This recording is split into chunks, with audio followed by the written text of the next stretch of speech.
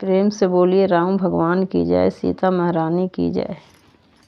हिलेलन हमरो सखी मनमा, सीता के सजनमा।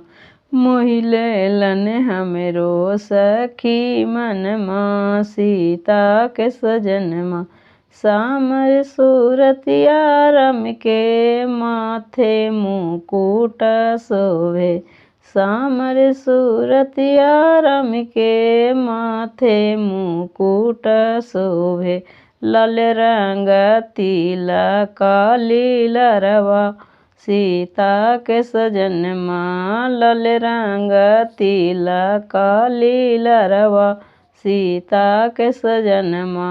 मोहिलेलन हमरो सखी मनमा, सीता के सजनमा।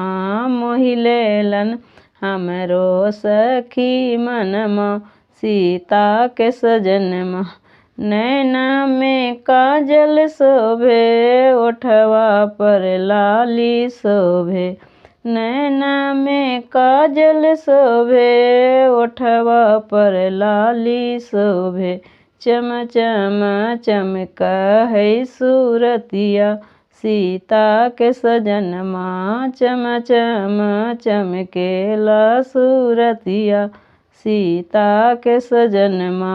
मोहिलेलन हमरो सखी मनमा, सीता के सजनमा। मोहिलेलन हमरो सखी मनमा, सीता के सजनमा। गलवा में फूलों की माला, पीला पीताम्बर निराला। गलवा में फूलों की माला, पीला पीताम्बर निराला। हथवा में शोभै तिर धनुषिया, सीता के सजनमा। हथवा में शोभै तिर धनुषिया, सीता के सजनमा।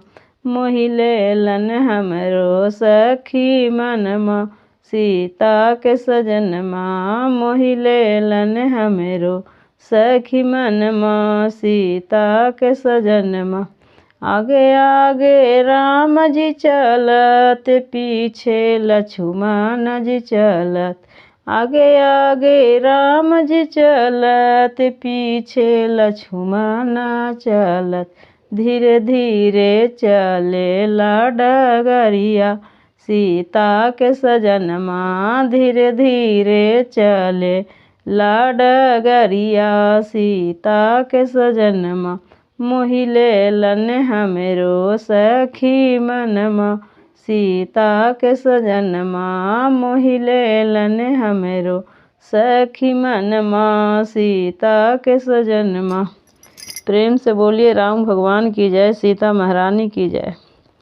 मेरा वीडियो अच्छा लगा तो चैनल को ज़रूर से ज़रूर सब्सक्राइब कीजिए।